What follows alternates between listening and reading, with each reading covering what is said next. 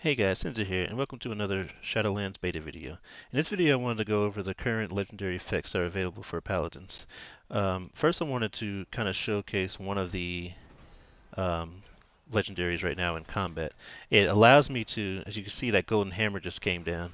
Whenever I use um, Templar's Verdict, which it gets changed to what's called Final Verdict, it'll allow me to have a 50% chance to activate Hammer of Wrath, and it shows this golden hammer come down, and it also resets the cooldown. So, and you'll see that whenever that golden hammer comes out, and then the cooldown is back.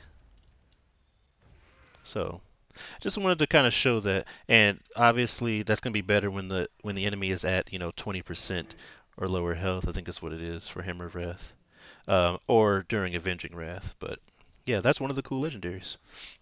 So anyway, let us go and actually go over all of them. So from what I've seen, it seems to be there are four specific legendaries for each spec and four general legendaries for the whole class. There don't seem to be any legendaries for that works for all classes like there were in Legion. So first we have when you reach 5 holy power, you gain Blessing of Dawn. And when you reach 0 holy power, you gain Blessing of Dusk. So Blessing of Dawn will increase your damage and healing by 6% for 10 seconds. And then Blessing of Dusk will reduce your damage taken by 6% for 10 seconds.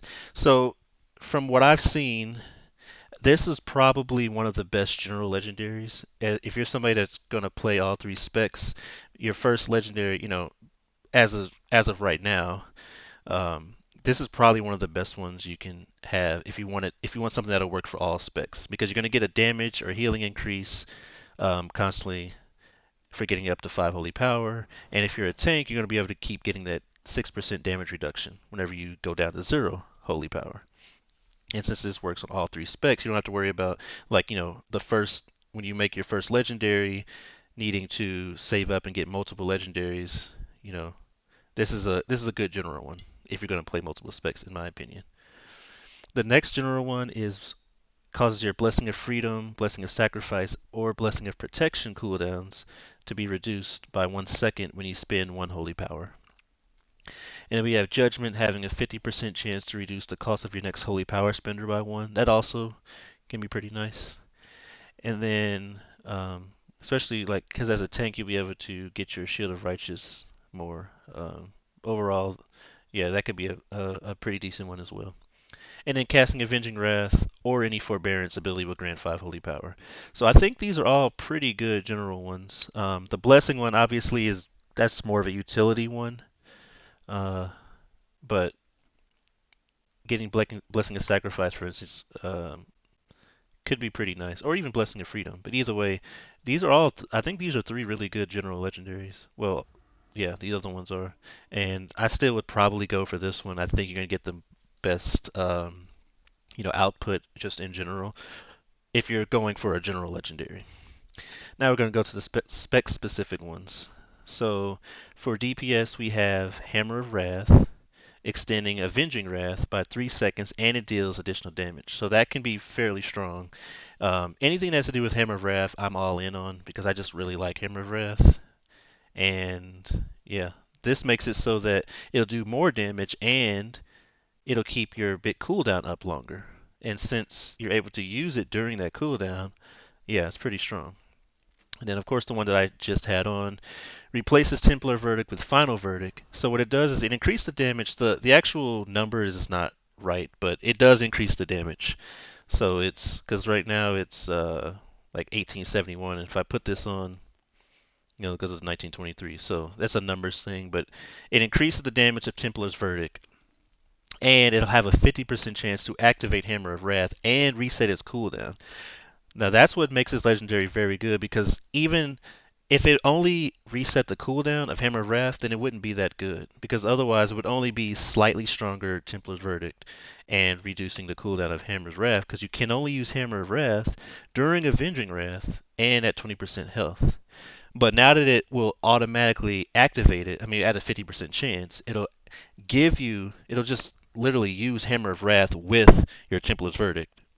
and reset the cooldown. So even outside of those Hammer of Wrath windows, you're going to be able to get that damage. And during Avenging Wrath and at 20% health, this becomes a really strong legendary because you're hitting when it does activate, you're hitting with a Hammer of Wrath and then immediately able to get into another Hammer of Wrath. And if you're able to get multiple Templar verdicts in, then you're able to get you have a chance of getting multiple Hammers of Wrath in as well. And then if you add that on with the um, oh man, what was it? There was something else that affected that. The Necrolord's ability. The Necrolord ability, Vacor's Hammer, empowers your next Templar's Verdict to automatically trigger Divine Storm. So now you have your Templar's Verdict that is doing more damage and activating two other abilities at the same time. So yeah, I would have to say that's probably the one that I would want to go with. I don't know if it'll be the strongest, but it definitely sounds really strong and it's a cool one. Now the next one, it makes your Divine Storm go forward. It gives your Divine Storm some range and increases its damage.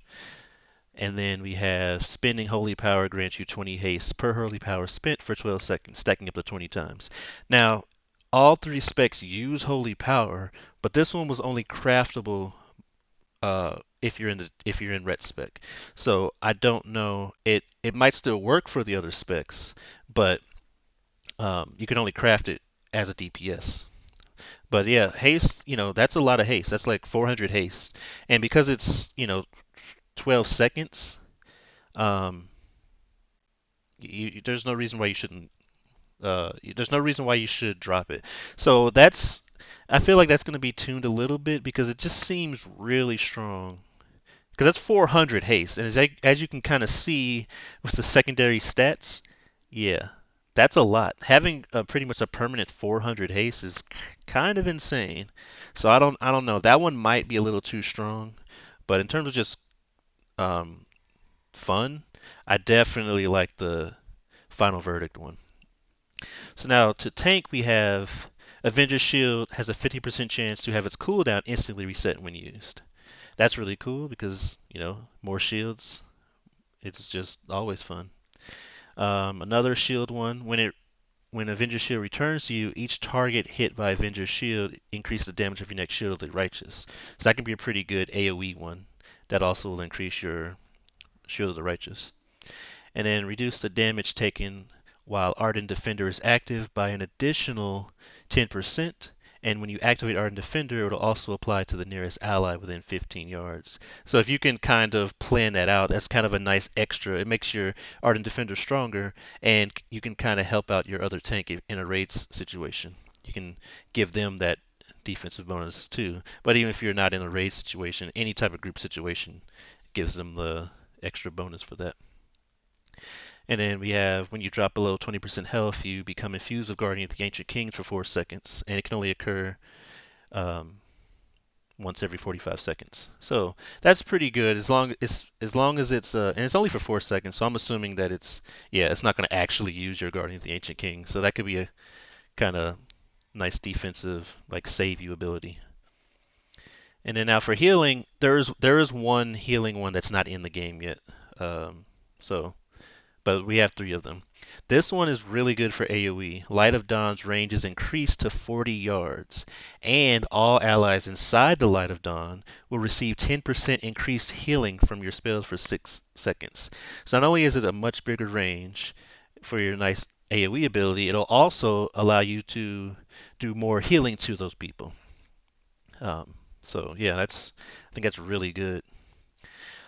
This one's also really cool, and for single target, Holy Shock protects the target with a shield of holy light for 18 seconds and absorb. So it makes Holy Shock also put an absorb shield on the target. Obviously, if it's an ally. So that's kind of cool. And then Infusion of Light has an additional charge, and its effects are increased by 20%. So yeah, there's some pretty good ones. I definitely need to see now the rest of the monk ones when they add them in, but I really like the paladin ones, and yeah, because these legendaries now, because paladin was one of the ones I was looking at. It's definitely kind of moved up to the first, at least top three. So it's a good chance, depending on how the rest of the stuff plays out, because we don't have all the conduits yet and all the effects. But definitely looking at Paladin as one of my mains. Yeah, these are some really cool legendary effects. But yeah, those are all the current legendary effects for Paladin. And again, we're only missing one based on what it seems for Holy Paladin. If you liked the video, please give a subscribe and like for future videos. And as always, thanks for watching.